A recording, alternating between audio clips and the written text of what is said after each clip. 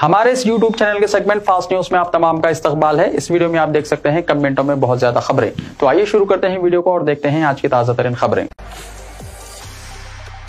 हैदराबाद में metro project जायदादों के हुसूल की मंजूरी। पुराने शहर हैदराबाद में दूसरे मरहले के मेट्रो रेल के कामों के लिए जायदादों को हासिल करने के लिए एक और कदम उठाया गया है। कलेक्टर ने MGBS से चंद्रान गुट्टा तक 7.5 किलोमीटर मेट्रो लाइन के लिए दरकार जायदादों के हुसूल को मंजूरी दे दी। इसके साथ ही पुराने शहर हैदराबाद में मेट्रो रेल प्रोजेक्ट के लिए जायदादों के हुसूल का काम शुरू हो जाएगा। इस रूट पर सड़कों की तोसी और स्टेशनों की तामीर के लिए जायदादें हासिल की जाएंगी। हैदराबाद मेट्रो रेल कॉरपोरेशन पहले ही अराजी के हुसूल के लिए नोटिस दे चुकी है। वज़ीर आला ए रेवंत रेड्डी की हिदायत के मुताबिक मेट्रो मरहला 2 कॉरिडोर के लिए MGBS से चंद्रान गुट्टा तक 200 से ज्यादा जायदादों को हासिल करने का ऐलान किया गया है। जिले कलेक्टर अनुदीप दूरीशेट्टी ने जायदादों को हासिल करने के ऐलान को मंजूरी दी। कलेक्टर ने कहा कि मेट्रो रेल का काम जनवरी 2025 में शुरू होगा। प्रजावानी प्रोग्राम के बेहतर नतायज बरामद रेवंत रेड्डी ने कहा। वज़ीर आला तेलंगाना रेवंत रेड्डी ने कहा कि उनकी हुकूमत ने गरीबों के मसाइल को हल करने के लिए जो प्रजावानी प्रोग्राम शुरू किया है, इसके बेहतर नतायज बरामद हो रहे हैं। एक्स प्लेटफॉर्म पर ट्वीट करते हुए उन्होंने कहा कि हुक्काम ने फौरी तौर पर गरीब लड़की की सेहत के मसले पर रद्दमल जाहिर किया और इसके बेहतर इलाज में मदद की। उन्होंने लड़की से हमेशा सेहतमंद और खुश रहने की ख्वाहिश की। वज़ीर आला ने प्रजावानी प्रोग्राम में उठाए जाने वाले मसाइल के फौरी तौर पर हल करने पर ओहदेदारों की सताइश की। इलेक्ट्रिक गाड़ियों पर टैक्स छूट, तेलंगाना हुकूमत का फैसला। तेलंगाना हुकूमत ने रियासत में इलेक्ट्रिक गाड़ियों यानी EV के इस्तेमाल को फरोग देने के लिए अहम कदम उठाते हुए इन गाड़ियों को रजिस्ट्रेशन फीस से मुस्तस्ना करार दिया है। ये ऐलान रियासती वजीर ट्रांसपोर्ट पूनम प्रभाकर ने मीडिया से बातचीत के दौरान किया। वजीर ट्रांसपोर्ट के मुताबिक जियो 41 के तहत मुतारिफ करदा EV पॉलिसी का इतलाक कल से होगा और ये साल 2026 तक नाफिज रहेगी। इस पॉलिसी के तहत मोटरसाइकिलों, ऑटोज और ट्रांसपोर्ट बसों पर 100% टैक्स छूट दी जाएगी। हैदराबाद और सिकंदराबाद में जल्द ही इलेक्ट्रिक बसें मुतारिफ करवाई जाएंगी, जो पब्लिक ट्रांसपोर्ट को माहौलियाती तौर पर दोस्ताना बनाने की सिमत में एक अहम कदम है। पूनम प्रभाकर ने आवाम से अपील की कि वो रिवायती ईंधन से चलने वाली गाड़ियों के बजाय इलेक्ट्रिक गाड़ियां खरीदने पर तवज्जो दें। उन्होंने कहा कि इलेक्ट्रिक गाड़ियां न सिर्फ माहौलियाती तहफ़्फ़ुज़ में मददगार हैं बल्कि सारिफिन के लिए माली तौर पर भी फायदेमंद साबित होंगी, क्योंकि उनके इस्तेमाल से सालाना 1 लाख रुपए तक की बचत मुमकिन है। हुकूमत का यह इक़दाम न सिर्फ माहौल की हिफाजत के लिए एक अहम कोशिश है बल्कि तवानाई के मुतबादिल ज़राए के इस्तेमाल को फ़रोग़ देने में भी मददगार साबित होगा। इलेक्ट्रिक गाड़ियों की फ़रोख्त में इजाफा रियासत को कार्बन के अखराज में कमी और बेहतर माहौलियाती सूरत हाल की तरफ ले जाएगा। रेवंत रेड्डी गोडसे के शागिर्द है, KTR ने कहा। BRS कारगुजार सदर KT रामाराव ने तेलंगाना के वज़ीर आला ए रेवंत रेड्डी को महात्मा गांधी के कातिल नाथूराम गोडसे का शागिर्द करार दिया। मूसा नदी के बापू घाट पर दुनिया का सबसे बुलंद महात्मा गांधी का मुजस्समा नस्ब करने से मुतल्लिक फैसले पर वज़ीर आला रेवंत रेड्डी को सख्त तनकीद का निशाना बनाते हुए KTR ने रिमार्क किया कि गोडसे का शागिर्द गांधी जी का मुजस्समा नस्ब करना चाहता है। KT रामाराव ने कहा कि गांधी जी के पोतरे तुषार गांधी ने वज़ीर आला ए रेवंत रेड्डी की इस तजवीज़ की मुखालिफत की और इन्हें नसीहत की कि वो इस रकम को गरीबों की बहबूद पर खर्च करें। गांधी जी को भी शायद इस बात पर तकलीफ होती थी कि रेवंत रेड्डी गोडसे का शागिर्द है। उन्होंने पूछा कि आया हम गोडसे के शागिर्द रेवंत रेड्डी की जानिब से गांधी जी का मुजस्समा नस्ब करने पर राजी हो जाएंगे। नाथूराम गोडसे का ताल्लुक RSS से था और गोडसे RSS का शागिर्द था और रेवंत रेड्डी उस शख्स के शागिर्द हैं। BRS के कारगुजार सदर ने रेवंत रेड्डी से कहा कि मूसा रिवर प्रोजेक्ट में लूट को छुपाने की खातिर गांधी के मुजस्समे को इस्तेमाल करते हुए शेखंडी सियासत ना करें। KTR हल्का असम्बली राजेंद्र नगर के चंद कांग्रेस कायदीन की BRS में शमूलियत के प्रोग्राम से खिताब कर रहे थे। उन्होंने पूछा कि मूसा प्रोजेक्ट के लिए रेवंत रेड्डी के पास 1.5 लाख करोड़ रुपए कहां से आए हैं। अगर इनके पास फंड्स हैं तो वो गरीब लड़कियों की शादी के वक्त हस्बे वादा 1 तोला सोना क्यों नहीं दे रहे हैं। BRS कायद ने रेवंत रेड्डी से पूछा कि अगर KCR अलहदा तेलंगाना हासिल नहीं कर पाते तो क्या आप वज़ीर आला बन पाते। उन्होंने कहा कि KCR ज़ेर क़यादत BRS हुकूमत ने ज़राअत, बिजली, गरीबों की बहबूद, हर घर को पानी की सप्लाई और तरक्याती कामों में तेलंगाना को मुल्की सर्रफहरिस्त रियासत बनाई थी। मिड माइनर रिजर्वर प्रोजेक्ट मुतासरीन के लिए 4696 मकानात अलॉट। तेलंगाना हुकूमत ने मिड माइनर रिजर्वर प्रोजेक्ट के तहत बेघर होने वाले खानदानों के लिए इंदिरम्मा इमकाना स्कीम के तहत 4696 मकानात अलॉट किए हैं। राजन्ना सिलसिला के ज़िले इंतजामिया के मुताबिक इस प्रोजेक्ट के तहत 10,683 खानदानों के लिए R&R पैकेज के तहत 12 मवाजियात बशमूल बस्तियों में मकानात फराहम किए गए हैं। इनमें से 5,987 इस्तफादा कुनंदगान ने मकानात तामीर करवाए थे और बाकी 4,696 खानदानों ने इंदिरम्मा हाउसिंग स्कीम के तहत मकानात की मंजूरी के लिए अपील की थी। राजन्ना सिलसिला कलेक्टर ने इस दरख्वास्त को तेलंगाना हाउसिंग कॉरपोरेशन लिमिटेड को भेजा था। कॉरपोरेशन ने तजवीज़ को मंजूरी के लिए हुकूमत को भेज दिया। इस तजवीज़ पर गौर करते हुए हुकूमत ने इंदिरम्मा इमकाना स्कीम के तहत 4,696 खानदानों को मकानात मंजूर करने का जियो जारी किया। वरंगल मामनूर एयरपोर्ट की तामीर और तोसी के काम तेलंगाना हुकूमत ने फंड्स जारी किए। तेलंगाना के वरंगल में मामनूर एयरपोर्ट की तामीर और तोसी के लिए रियासती हुकूमत ने जरूरी इकदाम शुरू कर दिए हैं। इसके लिए 253 एकड़ अराजी के हुसूल की गर्ज से 205 करोड़ रुपए मुख्तस कर दिए गए हैं। महकमा इमारत और शवारे ने एयरपोर्ट की तामीर के लिए डिजाइन तैयार करने की गर्ज से एयरपोर्ट अथॉरिटी को एक मकतूब भेजा है, जिसमें DPR तैयार करने की दरख्वास्त की गई है। मामनूर एयरपोर्ट के लिए 696 एकड़ अराजी की निशानदही की जा चुकी है। इसका मतलब है कि एयरपोर्ट की तोसी के लिए काफी जमीन दस्तयाब होगी। एयरपोर्ट की तोसी में रनवे की तोसी, टर्मिनल बिल्डिंग की तामीर, एयर ट्रैफिक कंट्रोल यानी ATC और नेविगेशन सेक्शंस की तामीर शामिल होगी और ये सब 253 एकड़ अराजी पर काम किया जाएगा। रियासती हुकूमत का मकसद वरंगल को हैदराबाद के तर्ज पर तरक्की देना है। इसका मतलब है कि वरंगल को एक जदीद और अहम इक़्तिसादी मरकज़ के तौर पर तरक्की देने की कोशिश की जा रही है, जहाँ बेहतर नक़्ल व हमल की सहूलत और दीगर बुनियादी ढांचे की तरक्की हो। इस तरह हुकूमत की ये कोशिश वरंगल के इक़्तिसादी और तरक्याती मंजर को नया रुख देने के लिए की जा रही है और मामनूर एयरपोर्ट की तोसी इस मकसद में एक अहम संगमिल साबित होगी। मूसा नदी के किनारे रहने वाले अवाम काफ़ी परेशान, शब बसरी के बाद बीजेपी के रियासती सदर किशन रेड्डी का दावा। मरकजी वजीर कोयला जी किशन रेड्डी ने कहा कि मूसा नदी के पिश्ते में रहने वाले अवाम काफ़ी परेशान हैं, क्योंकि रियासती हुकूमत ने मूसा नदी को खूबसूरत बनाने के नाम पर गरीब अवाम के खिलाफ जंग शुरू कर दी है। इस जंग के जरिए हुकूमत मूसा नदी की तरफ रहने वाले गरीबों के मकानात मुनहदम करते हुए इन्हें बेघर करने की कोशिश कर रही है। उन्होंने कहा कि मकानात से महरूम होने के खौफ में अब तक 10 अफराद की दिल का दौरा पड़ने से मौत हो गई। मरकजी वजीर किशन रेड्डी ने चीफ मिनिस्टर रेवंत रेड्डी की जानिब से अपोजिशन जमातों के कायदीन को मूसा नदी के अतराफ वाक़ मकानात में शब बसरी करने के चैलेंज को कबूल करते हुए हफ्ते की रात मूसा नदी के पिश्ते में वाक़ एक मकान में शब बसरी की। इतवार की सुबह मरकजी वजीर ने मुकामी अफराद से मुलाकात करते हुए इनके मसाइल से वाक़फियत हासिल की और इन्हें तयक़ुन दिया कि इनके मकानात को मुनहदम होने से बचाने की वो हर मुमकिन कोशिश करेंगे और हुकूमत के खिलाफ अपनी जिद्दोजहद जारी रखेंगे। बाद अज़ां मीडिया से बात करते हुए किशन रेड्डी ने सवाल किया कि क्या गरीबों के मकानात को मुनहदम करना ही अवामी हुक्मरानी है। उन्होंने कहा कि मूसा नदी में गंदे पानी के दाखिले को रोकने के लिए हज़ारों करोड़ रुपए की ज़रूरत है। उन्होंने मूसा प्रोजेक्ट का DPR उनके हवाले करने का हुकूमत से मुतालबा किया। इसके अलावा मूसा नदी में किस तरह दरियाई कृष्णा और गोदावरी का पानी मुंतकिल किया जाएगा, इसकी भी वजाहत करने का हुकूमत से मुतालबा किया। मरकजी वजीर ने हुकूमत को मशवरा दिया कि वो मूसा नदी के तरफ वाक़ मकानात को मुनज़्ज़म किए बगैर ही नदी को खूबसूरत बनाने के कामों को अंजाम दें। ट्रैफिक इंस्पेक्टर ने ग्रुप 3 के उम्मीदवार को मरकज इम्तिहान पहुंचाया। जद्दीमेटला ट्रैफिक इंस्पेक्टर ने आज Telangana public service commission group 3 के उम्मीदवार को वक्त पर इम्तिहानी मरकज पहुंचाया। तफसीलात के मुताबिक TGPSC के उम्मीदवार जो जद्दीमेटला की गौतमी कॉलेज पहुंचे, जहां इन्हें बताया गया कि उनका इम्तिहानी मरकज बालानगर के गीतांजलि कॉलेज में है। गलती से वो यहां आ गए हैं, जिसके बाद उम्मीदवार परेशान हो गया और वक्त की कमी की वजह से दूर मुकाम तक पहुँचना इसके लिए आसान नहीं था। तब जद्दीमेटला में तैनात ट्रैफिक इंस्पेक्टर ने उम्मीदवार की मदद की और अपनी गाड़ी में उम्मीदवार को इसके इम्तिहानी मरकज पर पहुँचा दिया। एक और वाक़े में 4 उम्मीदवार जिनका इम्तिहानी मरकज पालवंचा में था, गलती की वजह से वो भद्राद्री कोत्तागुड़म जिले के सेंटर पर पहुंच गए। इम्तिहानी मरकज पर देर से पहुंचने पर इन्हें इम्तिहानी मरकज में दाखिले से रोक दिया गया। रियासत में कालेश्वरम के बगैर रिकॉर्ड तादाद में धान की पैदावार, चीफ मिनिस्टर ने कहा। चीफ मिनिस्टर रेवंत रेड्डी ने बताया कि तेलंगाना रियासत कायम होने के बाद से पहली मरतबा रिकॉर्ड सतह पर अजनास की पैदावार हुई है। इस सिलसिले में उन्होंने एक्स पर एक बयान पोस्ट किया। उन्होंने बताया कि कालेश्वरम प्रोजेक्ट से कोई ताल्लुक रखे बगैर ये रिकॉर्ड हासिल किया गया है। उन्होंने बताया कि इससे ये भी साबित होता है कि कालेश्वरम प्रोजेक्ट की वजह से धान की फसल में इजाफा होने का जो प्रोपेगेंडा BRS कर रही है, इसमें कोई सच्चाई नहीं है। उन्होंने कहा कि तेलंगाना के किसानों ने मुल्क के लिए काबिल फ़ख्र कारनामा अंजाम दिया है।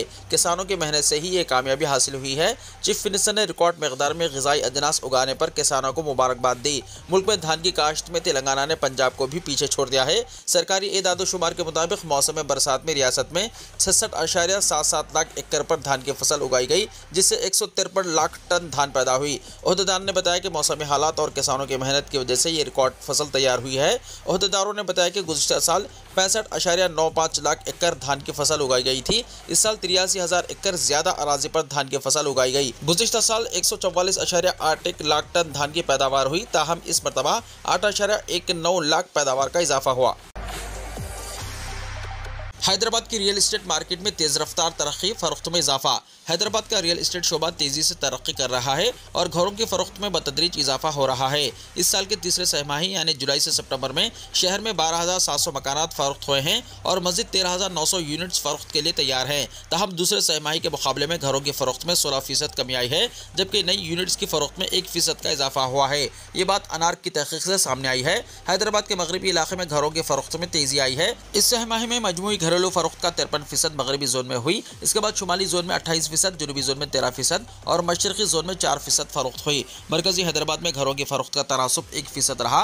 हैदराबाद में अपार्टमेंट्स का औसत किराया फी मुरब्बा फीट 7,150 रुपये तक पहुंच गया है और इस छमाही के दौरान शहर में लाखों मकानात की इन्वेंट्री मौजूद थी। शहर की इन्वेंट्री पहली बार 1 लाख यूनिट से तजावुज कर गई है, जिसमें मगरबी हैदराबाद का हिस्सा सबसे ज्यादा है। गुज़िश्ता 3 महीनों में घरों के किराए 1 से 4% और अपार्टमेंट्स में फी मुरब्बा फीट कीमतों में 3 से 5 फीट इजाफा हुआ।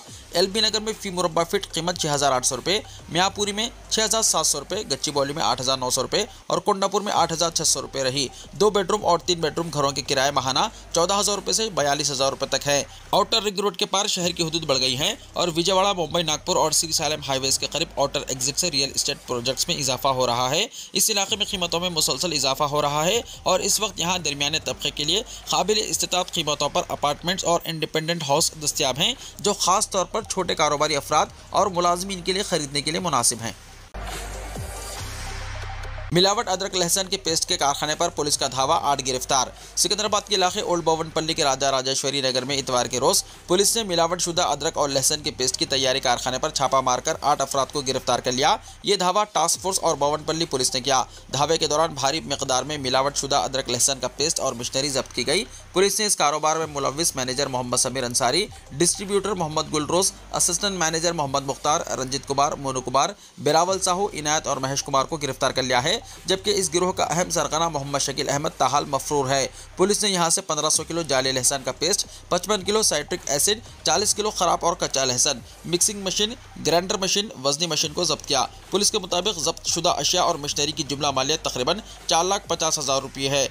तहकीकात के दौरान मालूम हुआ है कि Sony Gold ginger garlic paste company के नाम से यह कारोबार चलाया जा रहा था, जहां गैर मियारी मिलावटशुदा पेस्ट तैयार करके मार्केट में फरोख्त किया जा रहा था। ये पेस्ट अवाम की सेहत के लिए इंतहाई नुकसानदेह साबित हो सकता है। पुलिस का कहना है कि गिरफ्तार शुदा अफराद से मजीद तफ्तीश जारी है, जबकि मफरूर मुलजिम मोहम्मद शकील अहमद को जल्द गिरफ्तार करने की कोशिश की जा रही है। पुलिस ने अवाम को खबरदार किया है कि वो खाने पीने की अशिया खरीदते वक्त इंतहाई एहतियात बरतें और नाकाबिल यकीन हद तक कम कीमत में फरोख्त होने वाली मसनूआत से परहेज करें, क्योंकि ये नकली और गैर मियारी हो सकती है, जो सेहत के लिए खतरनाक है। आंध्र प्रदेश के चीफ मिनिस्टर चंद्रबाबू नायडू के भाई के आखिरी रसूमात, मुल्क के बेशतर कायदीन का राममूर्ति नायडू को खिराज। चीफ मिनिस्टर आंध्र प्रदेश नारा चंद्रबाबू नायडू के भाई के इंतकाल की इत्तला के साथ ही मिस्टर एन चंद्रबाबू नायडू महाराष्ट्र में एनडीए के लिए इंतखाबी मुहिम में हिस्सा लिए बगैर विजयवाड़ा वापस हो गए। चीफ मिनिस्टर आंध्र प्रदेश के छोटे भाई राममूर्ति नायडू साबिक़ा रुकन असेंबली के गुज़िश्ता यौम शहर हैदराबाद के एक सरकर्दा दवाखाने में मौत की इत्तला के साथ ही मिस्टर एन चंद्रबाबू नायडू मुंबई से डायरेक्ट हैदराबाद पहुंचे और अपने अफराद खानदान के साथ नाश का दीदार किया। बादशाह राममूर्ति नायडू की नाश को उनके आबाई मौजा नारावरी पल्ली हल्का असेंबली चंद्रागिरी जिले तिरुपति पहुंचाने के इक़दाम किए गए, जहां 17 नवंबर को chief minister Andhra Pradesh mister N Chandrababu Naidu के अलावा दीगर अहम शख्सियात की मौजूदगी में साबिक़ा रुकन असेंबली राममूर्ति नायडू की आखिरी रसूमात अंजाम दी गई। मुल्क के बेशतर सियासी कायदीन ने मिस्टर नायडू के अलावा उनके भतीजे को पुरसा देते हुए राममूर्ति नायडू की बहैसियत रुकन असेंबली और ताजिर खिदमात को खिराज पेश किया। एम्बुलेंस को रास्ता ना देने पर गाड़ी के मालिक पर 2.5 लाख रुपए का जुर्माना आयद, लाइसेंस मनसूख। केरला में पुलिस ने एक गैर मामूली इक़दाम करते हुए एक गाड़ी के मालिक पर 2.5 लाख रुपए का भारी जुर्माना आयद किया और इसका ड्राइविंग लाइसेंस मनसूख कर दिया। ये कार्रवाई उस वक्त अमल में लाई गई जब गाड़ी के मालिक ने एम्बुलेंस को रास्ता देने से इनकार किया, जो किसी मरीज को हंगामी हालत में हॉस्पिटल ले जा रही थी। रिपोर्ट्स के मुताबिक एम्बुलेंस हंगामी हालत में थी और वक्त पर हॉस्पिटल पहुंचना जरूरी था, लेकिन मज़कूरा गाड़ी ने रास्ता नहीं दिया, जिसके नतीजे में मरीज की जिंदगी को खतरा लाहक हो गया। पुलिस ने इस मामले को इंतहाई संजीदगी से लिया और फौरी तौर पर गाड़ी के मालिक के खिलाफ कार्रवाई करते हुए न सिर्फ जुर्माना आयद किया बल्कि इसका लाइसेंस भी मनसूख कर दिया। ये वाक़या एक मिसाल के तौर पर सामने आया है कि किस तरह हंगामी हालात में रास्ता ना देना न सिर्फ अखलाकी तौर पर गलत है बल्कि कानूनी तौर पर भी काबिल सज़ा जुर्म है। ट्रैफिक कवानीन के तहत एम्बुलेंस, फायर ब्रिगेड या दीगर हंगामी गाड़ियों को रास्ता देना हर शहरी की जिम्मेदारी है। ऐसा ना करने पर भारी जुर्माना और कानूनी कार्रवाई हो सकती है। इस फैसले ने अवाम में मुख्तलिफ किस्म के रद्दमल पैदा किए हैं। कुछ लोगों ने पुलिस की इस कार्रवाई को सराहा और कहा कि ये दूसरों के लिए एक सबक होगा ताकि वो एम्बुलेंस या दीगर हंगामी गाड़ियों के लिए रास्ता फराहम करें। दूसरी तरफ कुछ लोगों ने जुर्माने की रकम को गैर मामूली करार देते हुए इस पर सवाल उठाया। ये वाक़या ट्रैफिक कवानीन की अहमियत और हंगामी खिदमत की अहमियत को उजागर करता है। अवाम को समझना होगा कि चंद लम्हों की गफलत किसी की जिंदगी पर भारी पड़ सकती है और ऐसे इक़दाम शहरियों को अपनी जिम्मेदारियों का एहसास दिलाने में मददगार साबित होंगे। हुकूमत और ट्रैफिक हुक्काम ने अवाम से अपील की है कि वो ट्रैफिक कवानीन पर सख्ती से अमल करें और हंगामी गाड़ियों को हमेशा रास्ता दें ताकि कीमती इंसानी जानें बचाई जा सकें। दिल्ली में आलूदगी की वजह से बिगड़ी सूरत हाल, स्कूल बंद, ग्रेप 4 नाफिस। मुल्क की राजधानी दिल्ली में बिगड़ती हुई फिजाई हालात को देखते हुए 17 नवंबर को ग्रेप का मरहला 4 नाफिस किया गया है। इसके तहत कई पाबंदियां लगाई गई हैं। दिल्ली में ट्रकों के दाखिले पर पाबंदी लगा दी गई है, सिवाय ज़रूरी सामान ले जाने वाली या ज़रूरी खिदमत फराहम करने वाले और तमाम CNG या इलेक्ट्रिक ट्रकों के। इसके अलावा 10th और 12th के अलावा तमाम क्लासेस के लिए स्कूल्स बंद रहेंगे। इसके साथ ही दिल्ली से बाहर रजिस्टर्ड हल्की तिजारती गाड़ियाँ, CNG या BS6 डीजल गाड़ियों के अलावा दिल्ली में दाखिल होने की इजाज़त नहीं होगी, सिवाय ज़रूरी सामान ले जाने वाली या ज़रूरी खिदमत में मसरूफ़ गाड़ियों के। दिल्ली में रजिस्टर्ड डीजल गाड़ियाँ, दरमियानी और भारी सामान की गाड़ियों के चलाने पर भी पाबंदी होगी। दिल्ली के वज़ीर आला आतिशी ने सोशल मीडिया पर कहा, कल से ग्रेप 4 के निफाज के साथ क्लास 12th और 10th के अलावा तमाम तलबा के लिए फिजिकल क्लासेस रोक दी जाएंगी। तमाम स्कूल अगले अहकामात तक ऑनलाइन क्लासेस का इनेकाद करेंगे। दिल्ली के वज़ीर माहौलियात गोपाल राय ने आज 18 नवंबर को दोपहर 12 बजे दिल्ली सेक्रेटेरिएट में ग्रेप 4 कवायद के निफाज के सिलसिले में मुतल्लिका महकमों के साथ मीटिंग करेंगे। इसके साथ वो दोपहर 1 बजे प्रेस कॉन्फ्रेंस भी कर सकते हैं। आपका बच्चा मस्जिदुल हराम में महफूज के उन्वान से इंतजामिया की नई सर्विस। हरमैन शरीफीन में ज़ायरीन के बच्चों का अपने माँ बाप से बिछड़ जाना आम बात है। आमतौर से वालिदैन हरमैन के ज़िम्मेदारों से रब्ता करके अपने बच्चे हासिल कर भी लेते हैं। इस मरहले को मज़ीद आसान बनाने के लिए इंतजामिया ने एक नई सर्विस शुरू की है। मस्जिदुल हराम की गेट नंबर 3 अजियात और गेट नंबर 79 शाह फहद पर इंतजामिया की जानिब से बच्चों के लिए मखसूस कड़े फराहम करने की सहूलत फराहम की गई है। कड़े में वालिदैन का रब्ता नंबर और अहम मालूमात फीड दर्ज की जाती है। इस मुहिम को आपका बच्चा मस्जिदुल हराम में महफूज है का उन्वान दिया गया है। बच्चे के गुम होने की सूरत में इंतजामिया की टीम कड़े पर दर्ज वालिदैन के नंबर पर फ़ोन करके इनसे फौरी रब्ता करते हैं। इस ज़िम्मन में इंतजामिया का कहना है कि मस्जिदुल हराम आते वक्त बच्चों के लिए हिफाजती कड़े हासिल करना ना भूलें। सऊदी खबररसा एजेंसी SPA के मुताबिक हरमैन शरीफीन की इंतजामिया की जानिब से मस्जिदुल हराम में ज़ायरीन के लिए खिदमात की मुसलसल फराहमी का सिलसिला न सिर्फ जारी है बल्कि इन्हें असली तकाज़ों से हम आहंग भी किया जा रहा है। इंतजामिया ने मस्जिदुल हराम में मौजूद मुख्तलिफ मुकामात पर फराहम की जाने वाली खिदमात के बारे में भी मालूमात करने के लिए कई आलमी ज़बानों में डिजिटल नक्शे की सहूलत लॉन्च की है। मस्जिदुल हराम में डिजिटल नक्शे के अलावा रास्तों की निशानदही के लिए मालूमात बोर्ड्स भी मौजूद हैं ताकि ज़ायरीन को किसी किस्म की दुश्वारी का सामना ना करना पड़े। डिजिटल नक्शे के जरिए मस्जिदुल हराम के मुख्तलिफ मुकामात का तयन किया जाता है, जिनमें व्हील चेयर्स हासिल करने की जगह, रहनुमाई के दफातर, आब ज़मज़म भरने की पॉइंट्स, गुमशुदगी मरकज़, वज़ू खाने और सेहत मरकज़ की निशानदही की गई है। इसराइल के वज़ीर-ए-आज़म नेतन्याहू की ख़यामगाह पर एक बार फिर बमों से हमला। इसराइली वज़ीर-ए-आज़म बेंजामिन नेतन्याहू की ख़यामगाह पर बमबारी की गई। नेतन्याहू के मकान पर 2 फ्लैश बमों से हमला किया गया, जिसकी वजह से बड़े पैमाने पर आग लग गई। जिस वक्त ये वाक़या पेश आया उस वक्त नेतन्याहू और उनके अरकान ख़ानदान वहाँ मौजूद नहीं थे। हुक्काम ने इंकशाफ किया कि वज़ीर-ए-आज़म की रिहाइशगाह पर हमले में कोई ज़ख्मी नहीं हुआ। मुल्क के सदर ने इस वाक़े पर फौरी तहक़ीक़ात के अहकाम जारी किए हैं। उन्होंने खबरदार किया है कि नेतन्याहू को मुश्तइल करना अच्छी बात नहीं है। तिल अबीब के वज़ीर दिफ़ा ने हमले के खिलाफ कार्रवाई की हिदायत दी। वाज़ेह है कि हिज़्बुल्लाह ने 1 महीने पहले नेतन्याहू की रिहाइशगाह पर ड्रोन से हमला किया था। अब नेतन्याहू के घर को दोबारा निशाना बनाए जाने के इस वाक़े की तहक़ीक़ात शुरू कर दी गई है। ईरान के सुप्रीम लीडर आयतुल्लाह अली ख़ामनेई के जानशीन का ऐलान, बेटा मुज्तबा ख़ामनेई सुप्रीम लीडर मुंतखब। ईरान के सुप्रीम लीडर आयतुल्लाह अली ख़ामनेई ने मुबैना तौर पर अपने दूसरे बेटे मुज्तबा ख़ामनेई को अपना जानशीन मुंतखब कर लिया है। मुख्तलिफ ज़राए के मुताबिक ये ऐलान इंतहाई खुफिया तौर पर किया गया है। 85 साल ख़ामनेई जो तवील अरसे से सेहत के मसाइल का सामना कर रहे हैं, अपनी ज़िंदगी में ही सुप्रीम लीडर के ओहदे से सबकदोश होने की तैयारी कर रहे हैं ताकि इख्तिदार की मुंतकिली का अमल हमवार हो सके। बताया जाता है कि ख़ामनेई ने 26 सितंबर को ईरान के असम्बली ऑफ एक्सपर्ट्स के 60 अरकान के साथ मुलाकात के दौरान अपने बेटे मुज्तबा को जानशीन मुकर्रर किया। इजलास में ख़ामनेई की तजवीज़ को मुत्तफ़िक़ा तौर पर मंजूर कर लिया गया। ताहम असम्बली के अरकान को इस फैसले को खुफिया रखने की सख्त हिदायत दी गई, क्योंकि ईरान के मौजूदा हालात और अवामी एहतजाज की वजह से ये ऐलान हसास करार दिया गया है। पिछले 2 सालों के दौरान मुज्तबा ख़ामनेई को सुप्रीम लीडर की हैसियत से तैयार करने के लिए मुख्तलिफ इक़दाम किए गए हैं। वो ईरान के लिए अहम फैसलों में मुसलसल शामिल रहे हैं, हालांकि इनके पास किसी भी सरकारी ओहदे का तजुर्बा नहीं है। बावजूद इसके इनका सुप्रीम लीडर के तौर पर तकर्रुर तकरीबन यकीनी माना जा रहा है। ईरान में सुप्रीम लीडर का ओहदा सियासी और मजहबी निज़ाम में सबसे आला मुकाम रखता है। सुप्रीम लीडर को फौजी, अदालती और मजहबी उमूर समेत तमाम अहम मामलात में फैसला करने का इख्तियार हासिल होता है। इनके फैसले को चैलेंज नहीं किया जा सकता। अली ख़ामनेई ने 1981 में ईरान के सदर के तौर पर खिदमत अंजाम दी और 8 साल तक इस ओहदे पर फायज रहे। 1989 में ईरान के पहले सुप्रीम लीडर रूहुल्लाह ख़ामेनी के इंतकाल के बाद ख़ामनेई को इस ओहदे पर फायज किया गया। ये देखना दिलचस्प होगा कि मुज्तबा ख़ामनेई की बतौर सुप्रीम लीडर तकर्रुरी ईरान के सियासी और समाजी निज़ाम पर क्या असर डालेगी, खास तौर पर ऐसे वक्त में जब मुल्क शदीद दाखिली और खारजी दबाव का सामना कर रहा है। वीडियो को लाइक शेयर कीजिए और हमारे इस YouTube चैनल को सब्सक्राइब करते हुए इसके बेल आइकॉन को भी प्रेस कर लीजिए ताकि ऐसी ही ताजा तरीन खबरों का नोटिफिकेशन सबसे पहले आपको मिलता रहे।